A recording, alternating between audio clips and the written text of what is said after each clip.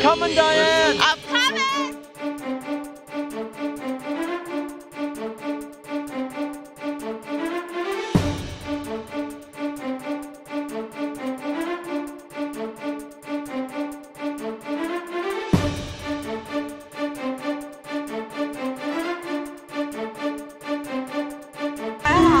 No way! That's why you're getting your Come attention. on, you gotta get on TV. Come on. Scoot together.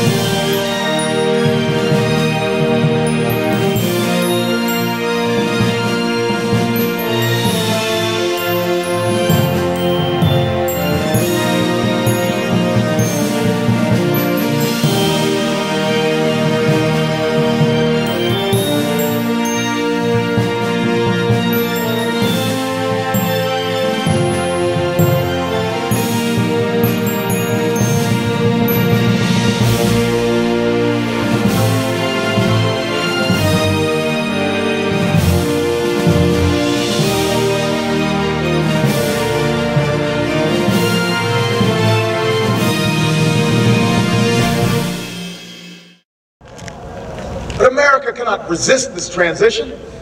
We must lead it. We cannot cede to other nations the technology that will power new jobs and new industries. We must claim its promise. That's how we will maintain our economic vitality and our national treasure. Our forests and waterways, our croplands and snow-capped peaks. That is how we will preserve our planet, commanded to our care by God. That's what will lend meaning to the creed our fathers once declared. We, the people, still believe that enduring security and lasting peace do not require perpetual war. Yes. Our brave men and women in uniform, tempered by the flames of battle, are unmatched in skill and courage. Our citizens, seared by the memory of those we have lost, know too well the price that is paid for liberty. The knowledge of their sacrifice will keep us forever vigilant against those who would do us harm. But we are also heirs to those who won the peace, and not just the war, who turned sworn enemies into the surest of friends, and we must carry those lessons into this time as well. We We will defend our people and uphold our values through strength of arms and the rule of law. We will show the courage to try and resolve our differences with other nations peacefully, not because we are naive about the dangers we face, but because engagement can more durably lift suspicion and fear. America will remain the anchor of strong alliances in every corner of the globe. And we will renew those institutions that extend our capacity to manage crisis abroad. For no one has a greater stake in a peaceful world than its most powerful nation. We will support democracy from Asia to Africa, from the Americas to the Middle East, because our interests and our conscience compel us to act on behalf of those who long for freedom.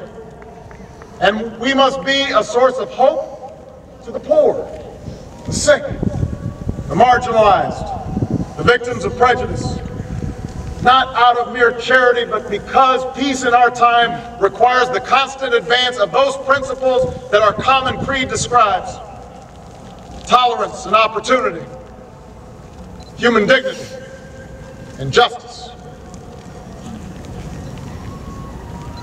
We, the people, declare today that the most evident of truths, that all of us are created equal, is the star that guides us still.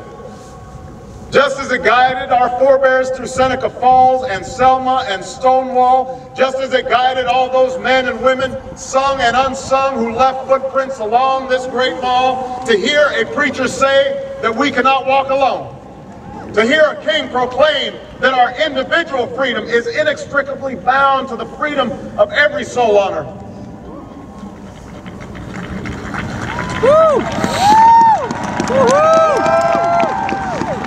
It is now our generation's task to carry on what those pioneers began. For our journey is not complete until our wives, our mothers, and daughters can earn a living equal to their efforts.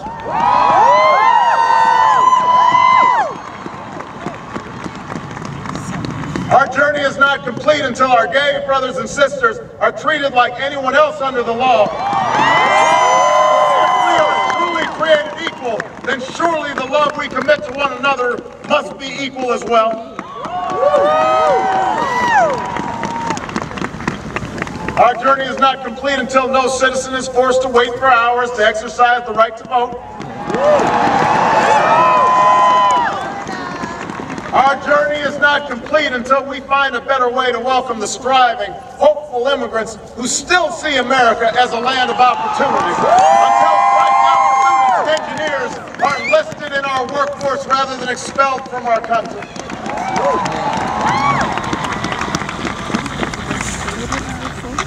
Our journey is not complete until all our children, from the streets of Detroit to the hills of Appalachia to the quiet lanes of Newtown, know that they are cared for and cherished and always safe from harm.